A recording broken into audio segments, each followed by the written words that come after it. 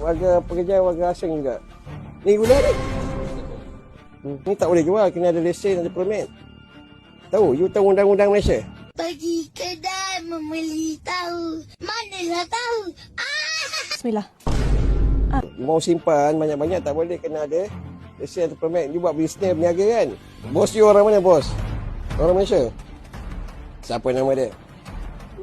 Hah? Muhammad. Ada mana? Telefon dia? Surat telefon.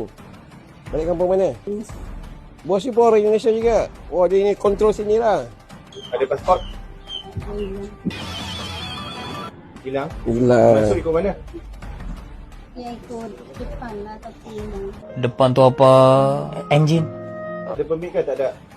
KLA, KLA. KLIA. Dia buat ikut Mohon bersabar. kerja salah, overstay salah. Dua salah. Immigration angkat dulu.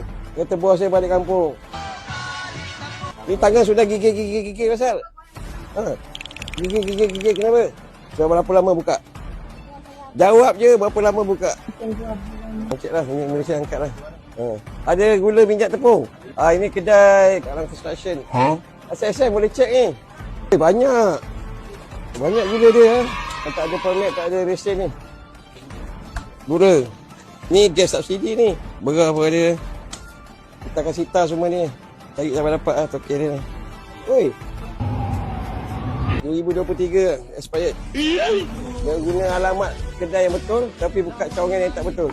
Saya akan cuba kasar warna dia. Ini satu kesalahan sebab dia buka alamat lain, tak ada daftar kat sini. Okey, untuk pengetahuan korang, premis tersebut telah pun diambil tindakan di bawah Akta Kawalan Harga dan Anti Pencatutan 2011 dan Akta Kawalan Bekalan 1961. Bagi SSM pula, telah pun mengeluarkan kompaun terhadap pemilik kerana berniaga di tempat yang tidak berdaftar.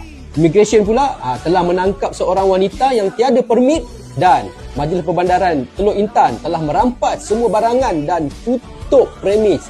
So kepada korang, sila follow kami untuk gempur 4 agensi ini seterusnya.